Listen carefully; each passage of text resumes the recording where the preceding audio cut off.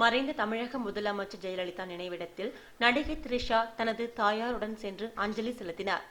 தமிழக முதலமைச்சர் ஜெயலலிதா உடல் நலக்குறைவு காரணமாக கடந்த 5ஆம் தேதி மரணமடைந்தார். அவரது உடல் மெரினா கடற்கரையில் உள்ள எம்ஜிஆர் சமாதி அருகே நல்லடக்கம் செய்யப்பட்டது. அங்கு பல்வேறு துறை சார்ந்த பிரபலங்கள், அதிமுக தொண்டர்கள், பொதுமக்கள் என ஏராளமானோர் தொடர்ந்து அஞ்சலி செலுத்தி வருகின்றனர். இந்நிலையில் தமிழ் திரையுலகின் முன்னணி நாயகியான த்ரிஷா தனது தாயாருடன் வந்து முதலமைச்சர் ஜெயலலிதா சமாதியில் அஞ்சலி செலுத்தினார். அன்னைக்கு வர முடியும். இன்னைக்கு தான் நான் ஊருக்கு வந்தேன். அம்மா சமாதி பார்த்துட்டு போனான்னு தான். Thank you. It's an inconsolable loss. எனக்கு மட்டும் இல்லை, பாலிடிக்ஸ்க்கு மட்டும் இல்லை, ஆஸ் அ உமன், ஆஸ் இது தமிழ்நாடுஸ் டாட்டர்னு சொல்லுவாங்க, அந்த மாதிரி ஒரு இன்கன்சோலபிள் லாஸ் இது.